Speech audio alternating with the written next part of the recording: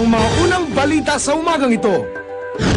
Dati Pangulong Joseph Estrada, naghahanda na sa kanyang kampanya matapos ibasura ng COMELEC ang mga disqualification case laban sa kanya. Mananakaw kayo! Attorney Eli Pamatong, kulong ng 10 araw matapos i-contempt ng COMELEC. Marlene Aguilar Pollard, inireklamo ang muna'y hindi makataong pagtrato ng NBI sa kanyang anak na si Jason Ivler. Opisyal ng NBI, sasagutin ang paratang ni Marlene live. Namayapang si Press Secretary Serge Remonde, bibigyan ng posthumous presidential citation sa palasyo. Isang linggo matapos ang killer quake, bansang Haiti, muli na namang nilindol. Pagsabog ng isang oxygen tank sa isang ospital sa Ukraine, 16 patay. Isang sinehan sa Amerika, pinatatakbo ng mga teenager. At dating Beatle member Ringo Starr, ipinarinig sa kanyang fans ang mga awitin sa kanyang bagong album. Huwag pahuli, tutok na sa unang balita. Magandang umaga, narito na mga unang balita.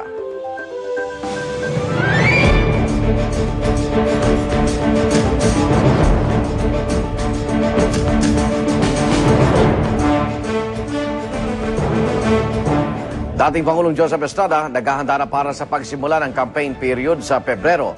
Pinayagan ng COMELEC 2nd Division si Erap na muling tumakbo sa pagkapangulo sa eleksyon 2010. Darito ang report ni Tina Panganiban Perez. Nothing can make me happier once and for all. I will never withdraw. I'll fight it out to the last. The Filipino people did not leave me when I was incarcerated. Now, I would say, never will I leave our people till death do us part. Larawan ng saya at abot-abot na pasasalamat si dating Pangulong Joseph Estrada matapos ibasura ng COMELEC 2nd Division ang 3 disqualification cases laban sa kanya. Sa kabila ng argumentong sakop umano ng constitutional ban sa re-election ng Pangulo si Erap, sabi ng 2nd Division, imbis na mga di naman halal na opisyal tulad nilang mga taga-COMELEC, mas mainam daw na hayaan ang mga botanteng magdesisyon kung sino ang dapat maupo sa palasyo. Sabi ni Chief Justice Puno, it is better policy to let the voters decide who should be the president. Ang desisyon ng 2nd Division ay maaari pang iapela sa COMELEC en banc. Ang desisyon naman ng en banc maaaring questionin sa Korte Suprema. Pero umabot man hanggang Korte Suprema ang kaso ni Erap, dati nang nagsalita ang COMELEC, kasama ang pangalan ng dating Pangulo sa mga balotang sisimulan ng iimprenta sa darating na Lunes.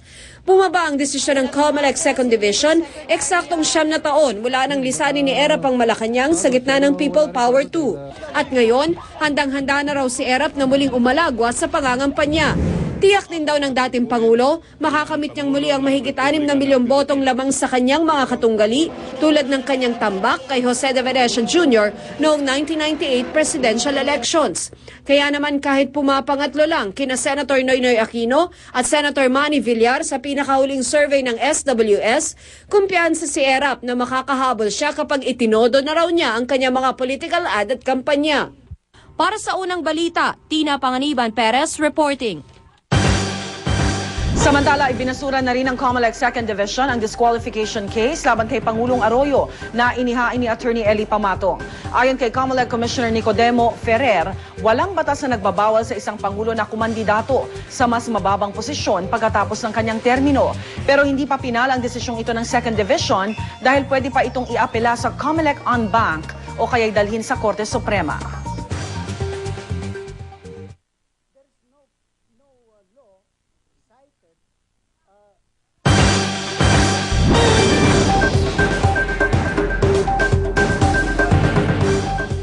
Attorney Eli Pamatong 10 araw na makukulong. Yan ang parusa ng COMELEC sa kanya matapos niyang tawagin mga magnanakaw ang mga commissioner. Darito ang report ni Tina Panganiban Perez. Itong mga komisyon na ito, korap ito eh. Walang pag-asa itong mga pobre dito sa Pilipinas. Kaya pag nakita ko mga mukha sa mga tarantado ng mga komisyoner niya, mag-walkout ako. Dapat babarilin yan, pero wala naman akong barilala. Sa mga taga-suporta ng pinadidisqualify niyang si dating Pangulong Joseph Estrada, napili ni Atty. Eli Pamatong na maglabas ng sama ng loob laban sa COMELEC. Ang nagpakilalang taga-UP at naka 92% daw sa bar exam, hindi matanggap na dinisqualify siya ng COMELEC bilang presidential candidate habang pinayagang tumakbo ng komisyon ng umapilang si Vetaliano Acosta matapos itong ampuni ng KBL. Hinala ni Pamatong na suhulan daw ang COMELEC. Pero nang magsimula ang promulgation, saka na nagkagulo. The case of Pamatong is not yet called. You, please wait. Your Honor, I'm walking out because I don't have respect and trust for this commission. That is I'm your walking out privilege. because I don't But, believe in you. We will cite you for contempt. Okay? You're right, na magnanakaw kayo. You are arrested. You are arrested. You are arrested. Direct contempt. Sige, mga magnanakaw kayo. Ilang beses pang sinubukan ni Pamatong ang pasensya ng COMELEC, pero tila napuno na kaya rumesbak na ang mga commissioner. Yung ginawa niya kanina, it is unforgivable. If we don't do anything, baka nobody will respect us anymore. Nanggigigil din si Commissioner Nicodemo Ferrer sa bansag sa kanila ni Pamatong na sila'y mga magnanakaw. If I call you magnanakaw, siguro, you might even punch me in the face. That was how we felt. Being respectable people, we did not do so. We did not punch him in the face, but we ordered his arrest.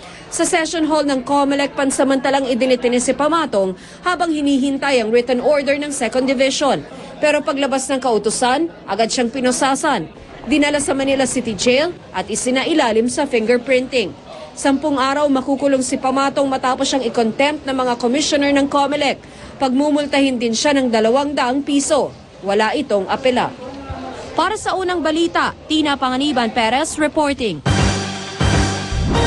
Samantala, term extension ng mga senador at kongresista isinusulong ni Congressman Edno Hoson. Bilang proteksyon daw yan sakaling pumalpak ang automated election sa Mayo. Narito ang report ni Ivan Mayrina. Ano nga ba ang mangyayari kapag hindi nagkaroon ng eleksyon sa 2010 o di kaya magkaroon ng malawakang failure of elections tulad ng pinangambahan ng ilan? Sa katapusan kasi ng Hunyo, mahigit 1.5 buwan matapos ang eleksyon sa May 10, sabay-sabay mag-e-expire ang termino ni Pangulong Arroyo, Vice President Noli Di Castro, Senate President Juan Ponce Enrile at House Speaker Prospero Nograles. Kaya para raw maiwasan ang krisis sa pamumuno, inihain ni Congressman Edno Hoson ang House Bill 7108 o ang Holdover Act of 2010. Nakapaloob sa panukala na kung sakaling pumalpak ang automated elections, pwedeng mananatili muna sa pwesto ang mga kongresista at senador na hanggang 6 na buwan hanggang walang mga bagong opisyal. Pag merong buo yung Kongreso, meron ngayong magiging Senate President at merong magiging Speaker. So under our Constitution, yung Senate President ngayon magiging acting President. Paliwanag ni Hoson, isinusulong niya ang panukala dahil daw sa natatanging sitwasyon ng darating na eleksyon. Bukod kasi sa pagtatapos ng termino ng hanggang House Speaker, paretiro na rin sa Mayo ang punong mahistrado ng Korte Suprema na si Renato Puno. Kailangan kasi wala unabis na political vacuum na mangyari. Dahil ang involved doon ay yung political stability ng bansa. Magkakagulo, maaaring kung sino-sino ang papasok dyan, military, o baka holdover ng kung sino-sino. Para sa unang balita, Ivan Mayrina reporting. Senador Manny Villar maring itinanggi na may kinalaman siya sa planong pagpapatalsik kay Senate President Juan Ponce Enrile. Pero ayon kay Villar, totoong dismayado siya sa committee report na isinulat ni Enrile kaugnay sa ethics complaint laban sa kanya. Nakasaad sa committee report na pinasosoli kay Villar ang 6.2 billion pesos na kinita raw ng mga kumpanya niya mula sa C5 Road Extension Project. Depensa ni Villar, wala siyang kailangang ibalik na pera dahil wala naman siyang kinita mula sa proyekto. Pariwala naman ni Enrile, hindi ang issue ng C5 ang pinag-uugatan umano ng planong kudeta. Nais daw ng grupo ni Villar na kontrolin ang canvassing ng boto sa pagka-presidente at vice-presidente sa eleksyon 2010.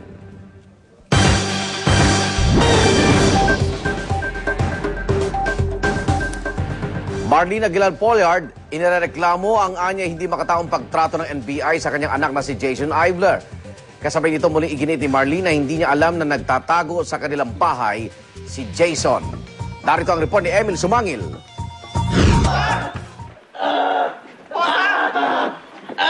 Wala pa tayo! Posas! Daman! Sige lang ka na!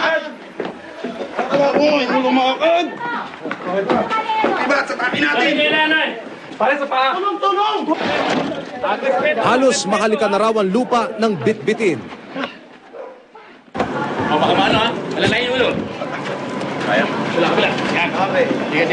At basta-basta na lang isinalampak sa stretcher kahit sugatan.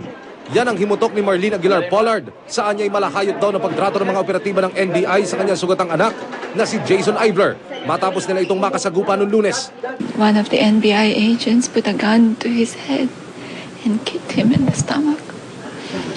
And according to her, somebody tried to break his arm, pinipilipit daw when he was already down and out. Kausap ko yung kapatid ni Robin Padilla this morning because we're very good friends with the family. Nasa YouTube daw yun na they threw Jason in the vehicle like para daw baboy yung description niya. Pero nag-aalin po yung ina, muling nanlumo nang balikan sa unang pagkakataon mula nung niraid ang kwartong pinagtaguan ng kanyang anak.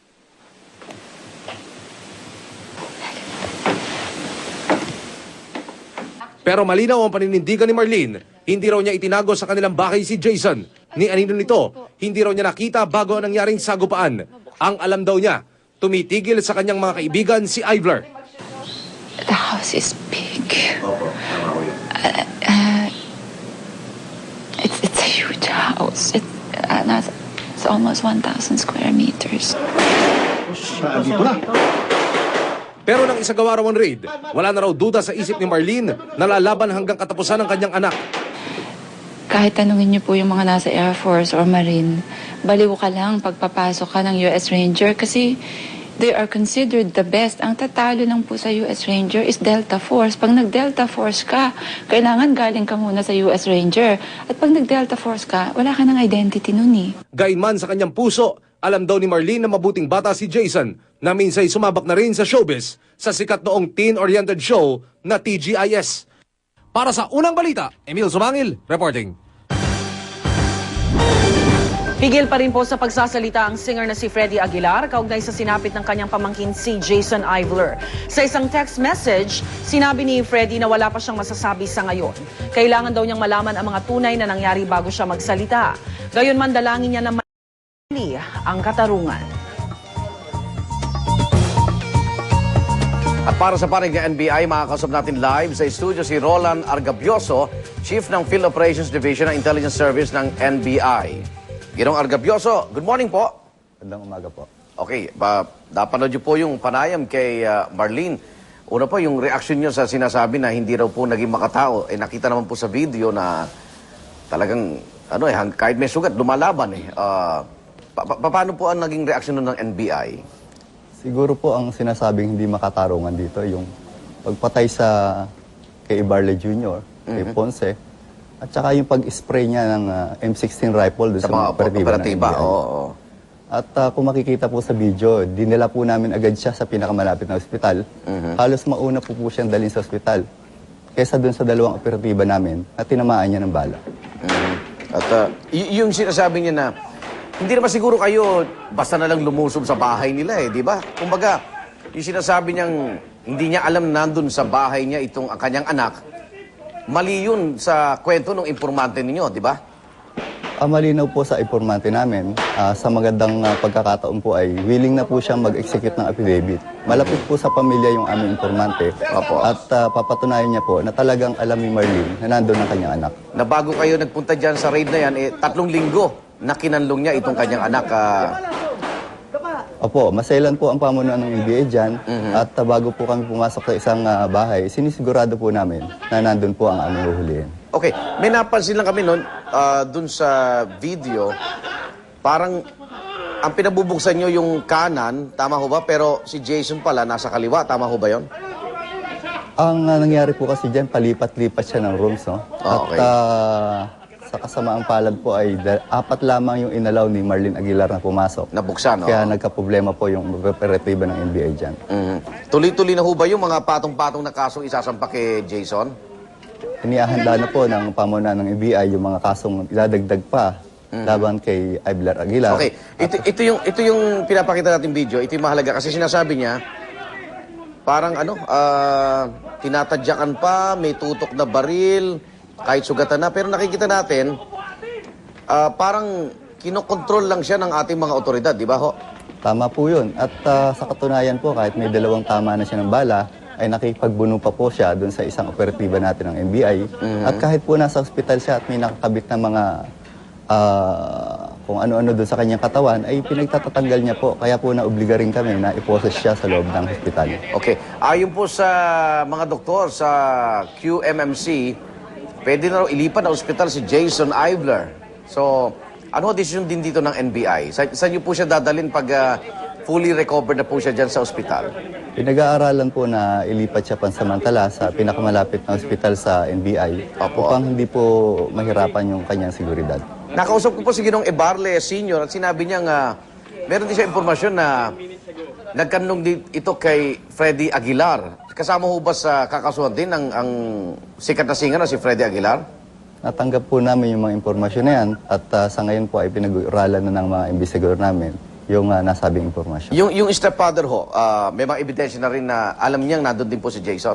Isa po yan sa karagdagang investigasyon na sinasagawa po ng NBI. May mensahe ho ba kayo kay Marlene?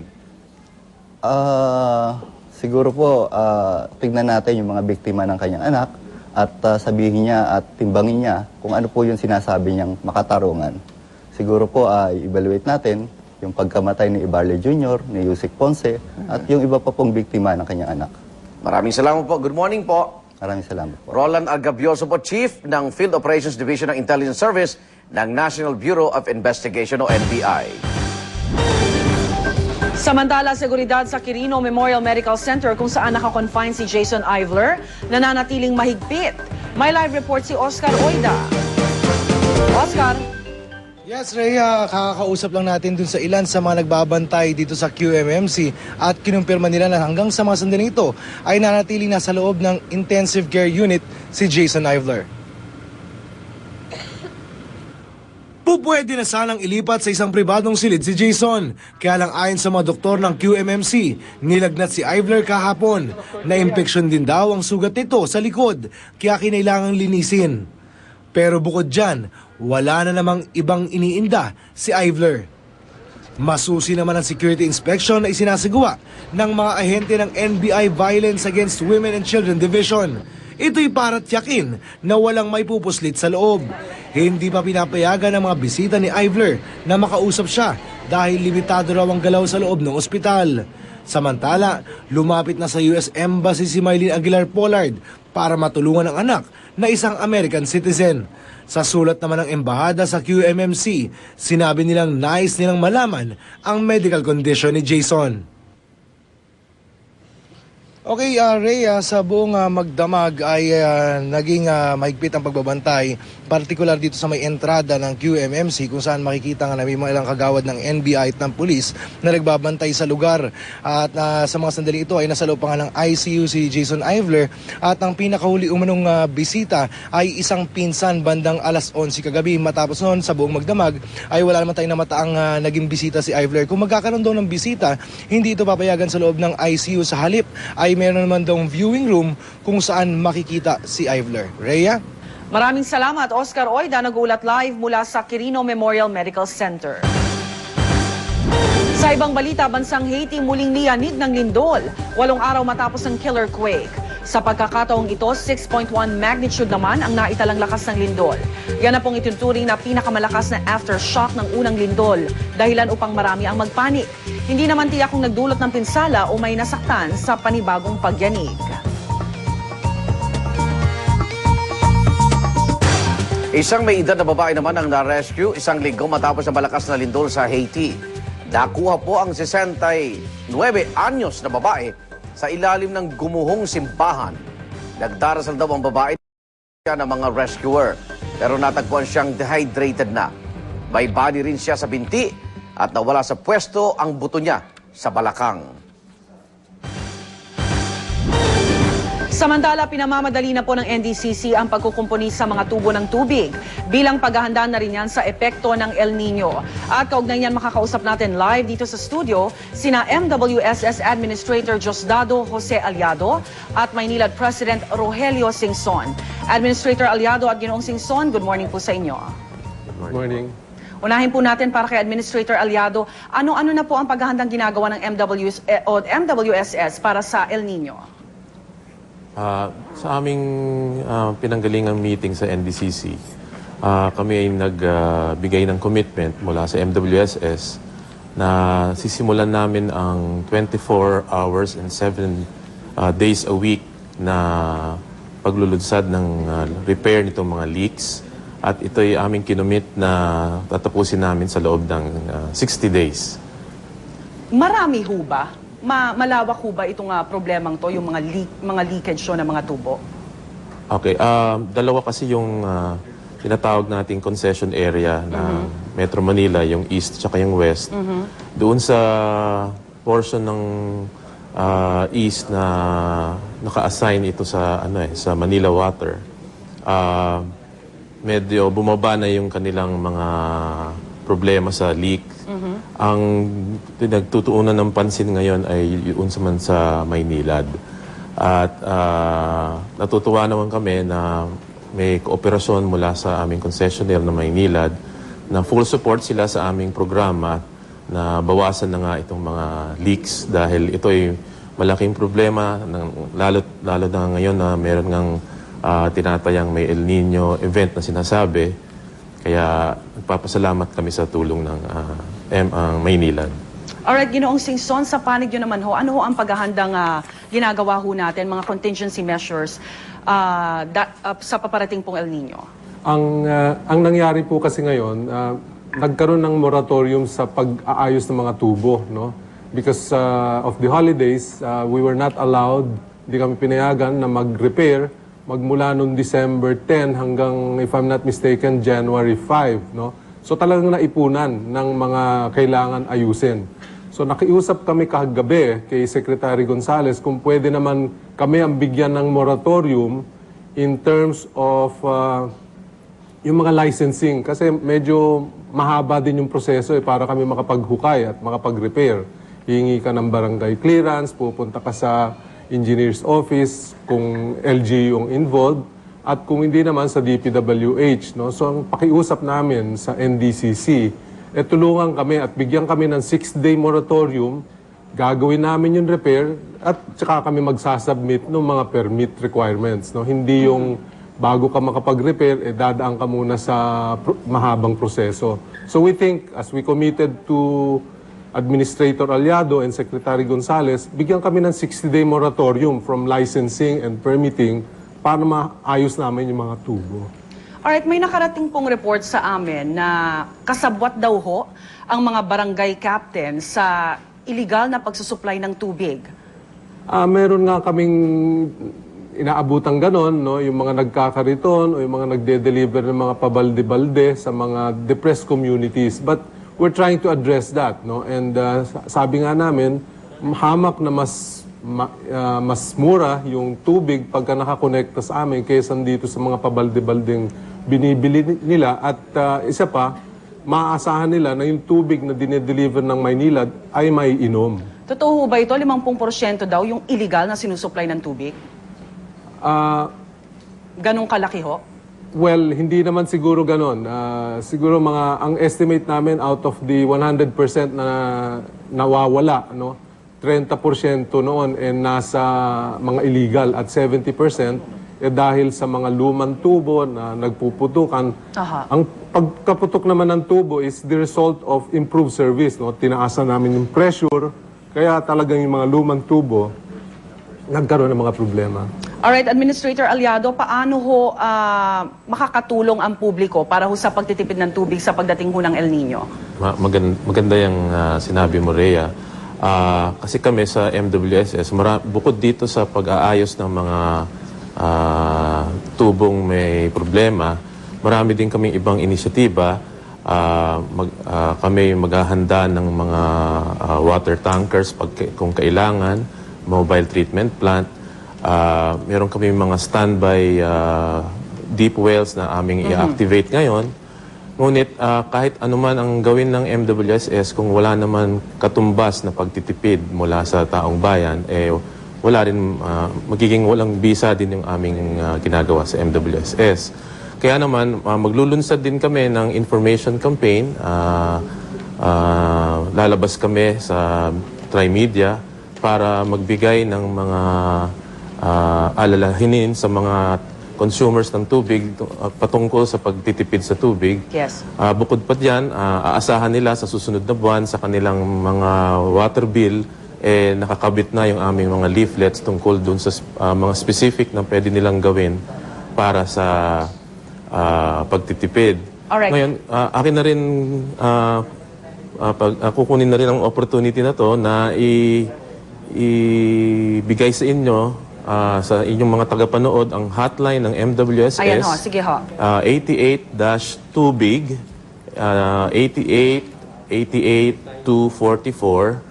Tumawag po kayo at doon po i-report po ninyo yung mga nalalaman po ninyong mga legal connections o yung mga problema ng mga Sirang tubo.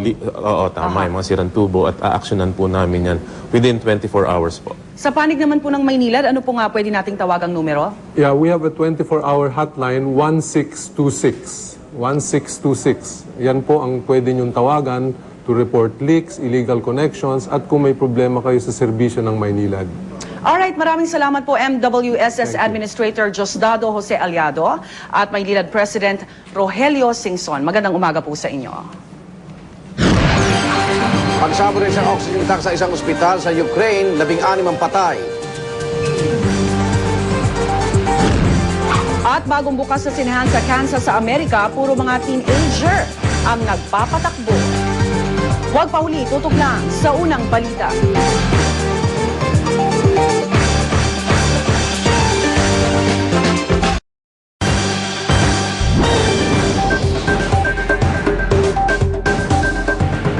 Labi ni Secretary Serge Remonde, ililipat na sa Malacanang mamayang tanghali mula sa Heritage Park sa Taguig. Nakatakda rin siyang bigyan ng posthumous presidential citation. May live report si Ian Cruz. Ian. Ilang oras nga mula ngayon ay inaasahang dadalhin na sa Malacanang ang labi ng pumanaw na Press Secretary Serge Remonde. Sa ikalawang gabi ng buruan ng kalihim, marami pa rin kaanak, kaibigan at kasama sa hanap buhay ang dumating dito sa Heritage Park. Marami rin sa mga kagawad ng media ang dumalaw, kabilang ang Kapuso reporters na sina Lay Alvis, Maris Umali at Rafi Tima. Babalikan po natin ang report na yan ni Ian Cruz at live mula po sa Taguig.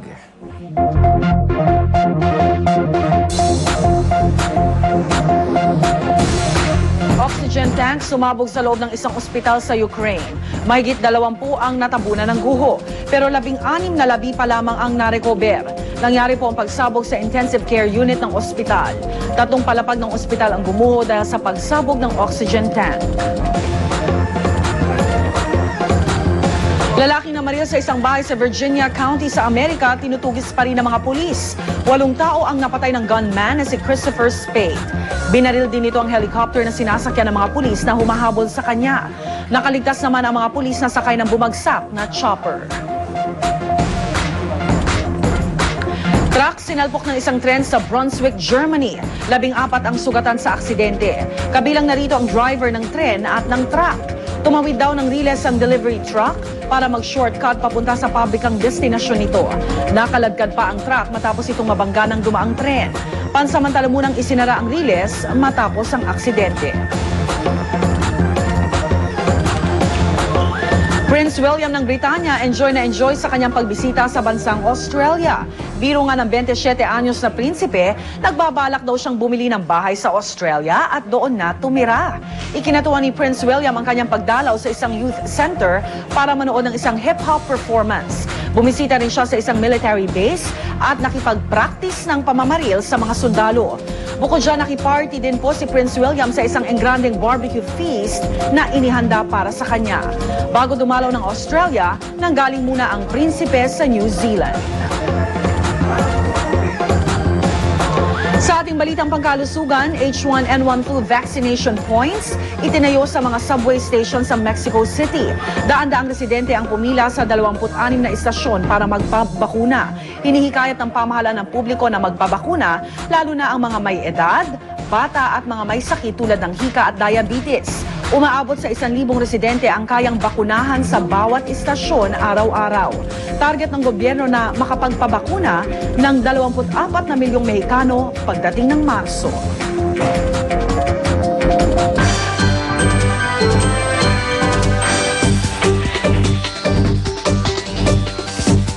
Isang lumang sinehan sa Amerika pinapatakbo ng mga kabataan.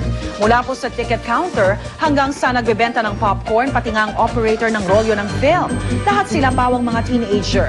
Katunayan, mga kabataan mismo ang may-ari ng sinehan. Hati-hati raw ang mga mag-aaral sa pagbili ng sinehan para sa kanilang klase sa pagnenegosyo. Naisip nila yan matapos ma-miss ang panonood ng sine nang magsara ito. Tagumpay naman yan dahil inalalayan sila ng buong pamayanan. Mga babae sa Mumbai, India, may hiwalay na ring tren na maaaring sakyan kapag nagko-commute. Pareho rin po sa Pilipinas ang rason ng hakbang, ang mahiwalay ang mga babae sa posibleng pangaharas ng mga kapwa pasahero. Bago kasi nito ay karaniwan na raw sa mga babae ang mahipuan o asarin ng ilang lalaki, lalo na kung gabi. Ikinatuwa naman ng maraming babaeng pasahero ang bagong patakaran.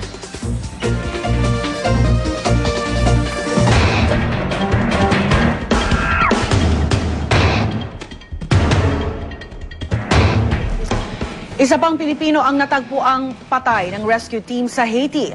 At makibalita tayo ngayon kay AFP spokesman Lieutenant Colonel Romeo Browner Jr. Colonel Browner, good morning po sa inyo. Yes, good morning at magandang umaga rin sa ating mga televiewers. Alright, ano na po ang balita kaugnay sa search and retrieval operations para sa 3 pang nawawala pang Pinoy sa Haiti?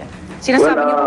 Yes, Go ahead. Rhea, meron tayong bad news dahil kahapon ng hapon, natagpuan na po yung bangkay ni Sergeant Janice Arocena. Ito po ay binigay sa atin na report ni Colonel Dagoy, ang commander ng peacekeeping forces natin sa Haiti, kagabi. Nainformahan na rin po ni Janice. Colonel? Yes, Rhea. Hello. Yes, medyo napuputol lang ho yung linya. Saan po siya natagpuan?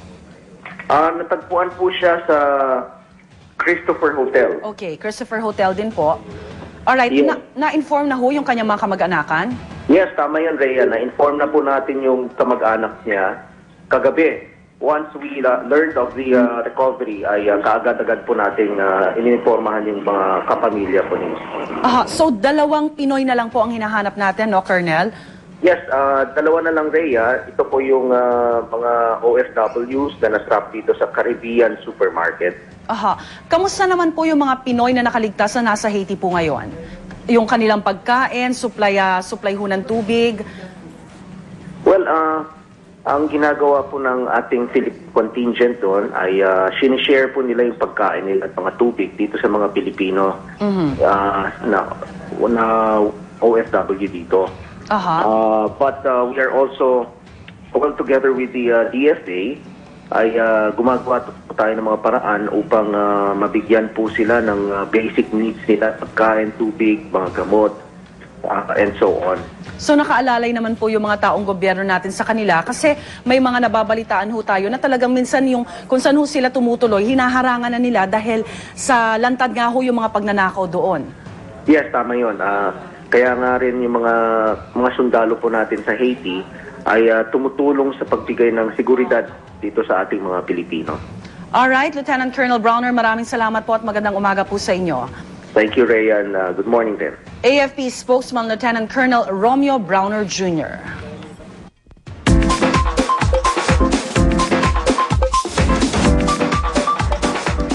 Gig ng dating Beatle member na si Ringo Starr sa Grammy Museum sold out. Ilan po sa mga kinanta niya ay ang mga Beatle hits. Pero marami ay galing sa bago niyang solo album na Why Not? Pinaka-personal na album niya raw ito. Pero sa ilang kanta ay may mga nakasama naman siyang mga kaibigan. Tulad na lang ng kapwa Beatle na si Paul McCartney na kumanta sa unang single na Walk With You at tumugtog ng bass sa kanyang Peace Dream. Amy Winehouse naghain ng guilty plea sa kasong assault laban sa kanya. Kaugnay po yan ang ikinilos niya laban sa isang theater manager sa isang family Christmas show noong Disyembre. Nakainom umano ang singer. 185 pounds o halos 14,000 pesos ang binayarang danyos ng 26 anyos na singer. Binigyan ng judge si Amy ng conditional discharge. Ibig sabihin, maiiwasan niyang iba pang parusang ipapataw ng korte kung hindi siya masasangkot sa gulo sa loob ng 2 taon.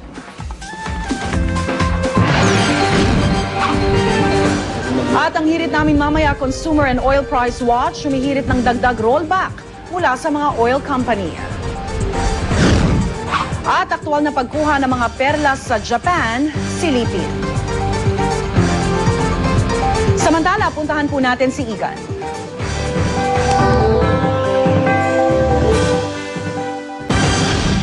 Ang mga unang balita sa umagang ito. Exclusive. 5 taong gulang na batang babae, patay matapos isama ng ina niyang nagtangkang magpakamatay. Aktual na video ng pagyanig ng malakas na lindol sa Haiti, inilabas. Meditation therapy, epektibong paraan daw ng pakikipaglaban sa depression ayon sa pag-aaral sa UK. At aktor na bida sa Lost, abalang-abala sa final season ng US TV series at sa charity niya para sa mga refugees sa Algeria. Huwag pauli, tutok na sa unang balita. Ako naman, Arnold Glavio, kasama si Rhea Santos. Narito na ang mga pinakasariwang balita sa umagang ito.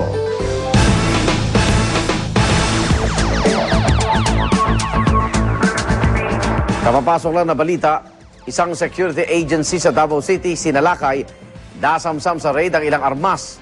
At para sa detalye, may report si Tech Ocampo ng GMA Davao. Tech? Yes, morning, Igan. Pasado alas 6 ng umaga, pinasok ng baruhan ng Regional Mobile Group ang isang security agency dito sa may Eagle Street, JSIS, Davao City. Ito ay Bandera Security Agency na pagmayari umano ng bayaw ni Undersecretary Zamzamin Ampatuan. Pinasok ito ng mga raiding team kanina pasado alas 6 ng umaga at nakakuha sila ng iba't ibang klaseng kalibre ng armas. Ito ay 3 M16 Armalite rifle, 19 o 19 na mga 12-gauge shotgun at 24 na 38 caliber pistol at 45 caliber pistol at iba't ibang mga ammunition. Inaalam pa ngayon, Igan, kung ito bang mga armas na ito ay lisensyado. Bagamat may isang kumpirmadong Armalite rifle na talagang hindi siya rehistrado. Inaalam din ng mga otoridad kung bakit patuloy pa na nag-iimbak itong security agency ng mga baril na nag-expired na umano ang license to operate nito noong pang Agosto ng 2008. Sa ngayon, patuloy pa rin na ina-account nila yung mga armas na nandito ngayon. At ayon naman sa text message na natanggap natin mismo galing kay Undersecretary o Department of Energy, Undersecretary Zamzamin Ampatuan, bukas na umano siya magbibigay ng opisyal na pamahayag sa media tungkol sa nangyari dito sa harap ng kanilang bahay. Ito ay harap ng kanilang bahay, Igan, at i-clarify lang natin, ang search warrant ay hindi sinerch ang bahay mismo ni Undersecretary Zamzamin Ampatuan, kung hindi ang harap na compound na security agency o Bandera Security Agency na pagmamayari umano ng kanyang bayaw. Igan? Tek, ilan nga yun na huling armas? 3 M16 gun, tapos 19 na 12-gauge shotgun at 24 na 38 caliber pistol at 245. Lahat ito walang lisensya? Ang 12-gauge shotgun at 38 caliber pistols, may lisensya pero kinoconfirm pa nila whether this is legitimate or hindi. Okay. Ang isa lang kumpirmado walang lisensya, isang M16 Armalite rifle. Maraming salamat, Tech Ocampo. Nagulat po mula sa Davao City. Isang ginang sa Tondo, Maynila, idinamay sa tangkang pagpakamatay ang 2 niyang anak. Nakaligtas po ang ina, pero patay ang isa sa kanyang mga anak. Ang exclusive report mula kay Oscar Oida.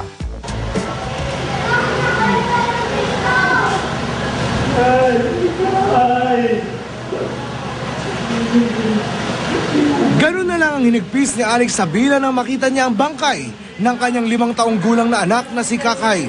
Namatay si Kakay matapos umunong isama ng sariling ina na si Mimi Velarde sa tangka nitong pagpapakamatay kahapon sa pamamagitan ng paglundag mula sa May Delpan Bridge, isang tulay sa Tondo, Maynila. Ang isa pa nilang anak na si Jovelyn, 8 taong gulang, na una umunang itinulak ng ina sa naturang tulay, di pa rin natatagpuan hanggang sa kasalukuyan. Ang buong pangyayari, kitang-kita ng mga kapitbahay. Pinatayo niya po yung bata dito, pinatayo. Pagtayong gano'n, gumanyan siya. Ganyan niya yung bata, sabay talon. Ang inang si Mimi Velarde na nailigtas ng mga bangkero, halos di makausap ng matino nang abutan ng GMA News na nakakulong sa presinto. Inapi-api kami ng kapwa namin.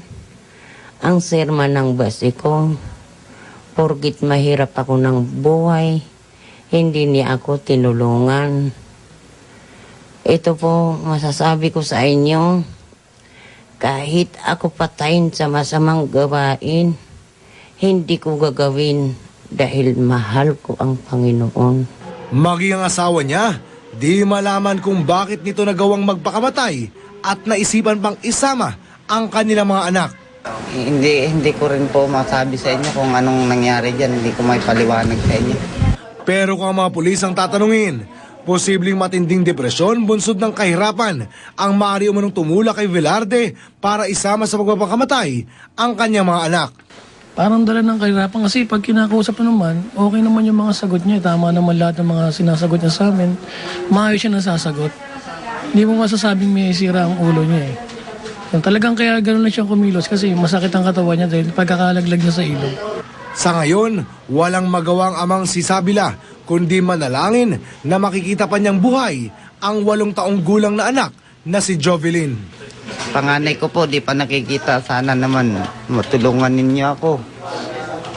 Makita yung anak ko na yun. Ito ang unang balita sa lungsod ng Maynila. Oscar Oida, reporting. Boarding house sa Barangay Itaas, Mandaluyong City na sunog. Umabot sa ikalawang alarma ang sunog at tumagal ng halos 1 oras. Kwento ng caretaker ng bahay, nagsimula ang apoy sa nagliyab na electric fan. Wala namang iniulat na nasaktan sa naturang sunog.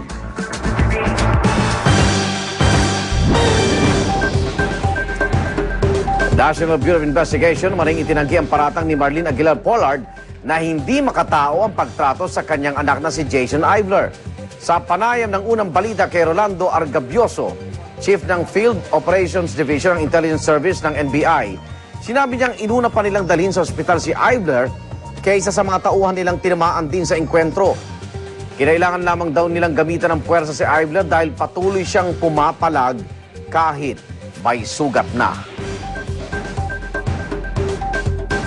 Tingnan natin yung mga biktima ng kanyang anak at sabihin niya at timbangin niya kung ano po yung sinasabi niyang makatarungan.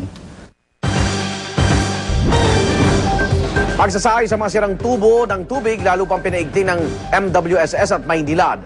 Ayon kina MEWAS Administrator Diosdado Jose Aliado at Maynilad President Rogelio Singson, 24 oras ang sinasagawa nilang pagkukumpuni sa mga tubong may tagas. Nanawagan naman ng MWSS at Maynilad sa publiko na ipagbigay alam sa kanila ang mga problemang nararanasan sa supply ng tubig. Pwede kayong tumawag sa hotline ng MWSS na 888-8244 at sa Maynilad hotline 1626.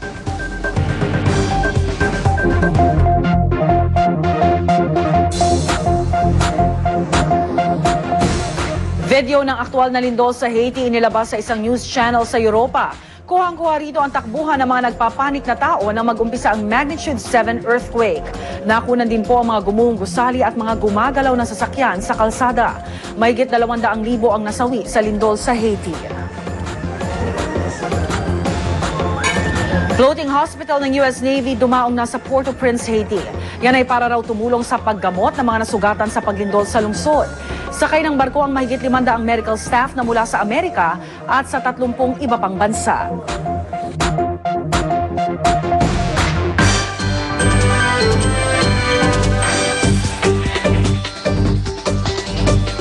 Buddhist meditation mainam daw na panlaban sa depression. Halos 50% raw ng pagkalungkot ang maaaring maibsan nito, ayon sa UK Mental Health Foundation. Timing naman ang anunsyo lalo pat winter season sa maraming bansa sa Europa at Amerika. Nakaka-depress daw ang ganitong panahon dahil lumahaba ang gabi na dala ng winter.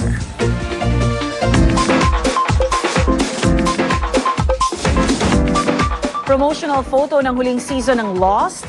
May clue nga ba sa magiging pagtatapos ng drama series? Tinawag ang photo na Lost Supper dahil nag-post sa mga cast na para mga disipulo ni Cristo sa sikat na Last Supper painting. Ayon kay Jeff Fahey na isa sa cast, hiwa-hiwalay silang ng kinunan para sa photo shoot. Siya raw ang hinuli at nasa huli nga siya ng pakpak ng eroplano na nagsilbing mesa nila sa litrato.